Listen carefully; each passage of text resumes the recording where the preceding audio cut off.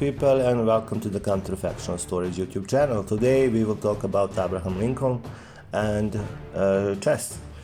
Before we start, don't forget to press subscribe button.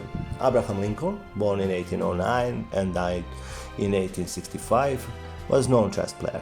Was thought to be a very good chess player. An expert from an article in the New York Times from November 15, 1860, discussed threats of the next president who had been elected on November 6, 1860. The next president, letters from Mr. Lincoln's home, what his neighbors think of his election, a personal interview, a characteristic visitor, Colonel Ellsworth in a new charter, and so on. Speaking of custom, reminds me of curious custom of Mr. Lincoln while playing chess.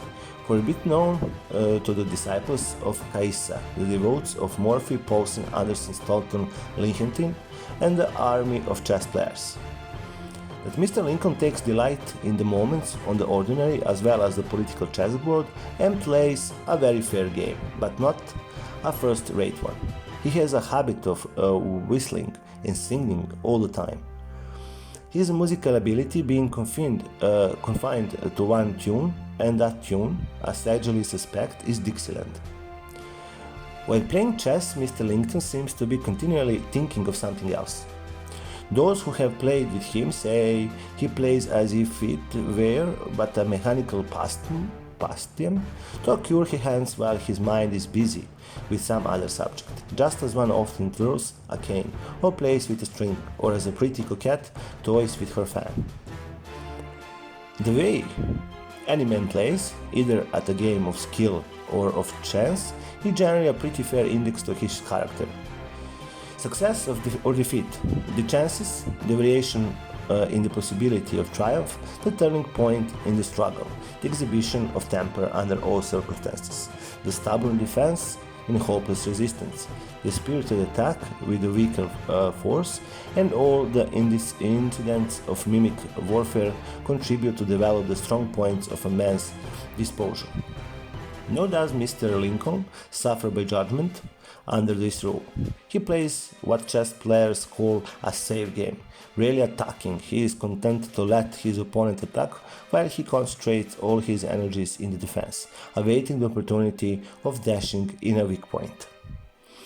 Or the expenditure of his adversary's strength, self-reliant in adversity, magnanimous in success, and undoubted by defeat. He is the model of a chess general. His abstractness, however, must not be regarded as applicable to ordinary pursuits. He sees this a point in conversation with remarkable quickness, often anticipating the meaning before the sentence is concluded.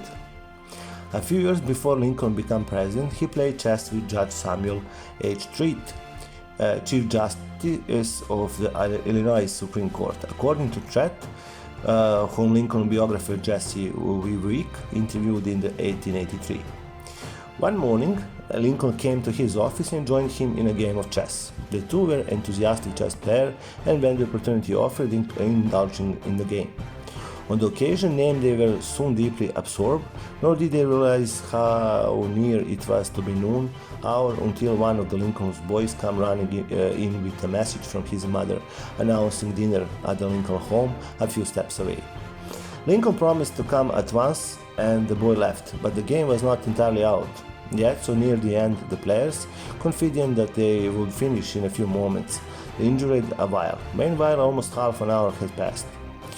Presently, the boy returned with a second and more urgent call for dinner, but so deeply engrossed in the game where the two players, they apparently failed to notice his arrival.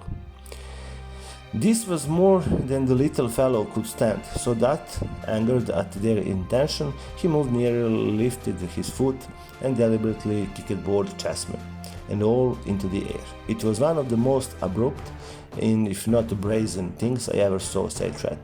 But the surprising thing was its effect on Lincoln. Instead of the animated scene between an irritated father and an impudent youth, which is expected, Mr. Lincoln, without a word of reproof, calmly arose, took the boy by the hand, and started for dinner. Reaching the door, he turned, smiled good naturally, and exclaimed, "Well, Judge, I reckon we will have to finish the game some other time, or and passed out.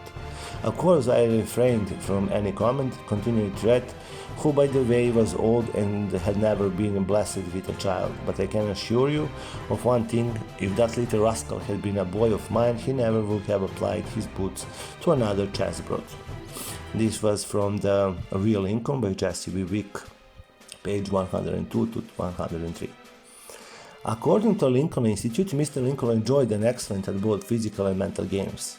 Mr. Lincoln was a participant in the debating club organized in the New Salem in 1832, and he was one of the founders of the Young Men's Lyceum in Springfield.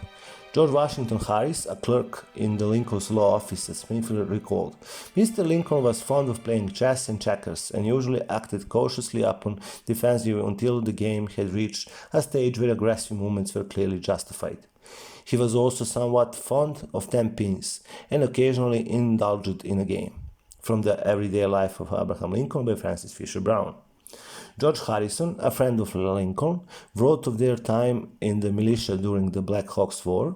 We passed our evening by jumping, playing checkers, chess, swimming our horses.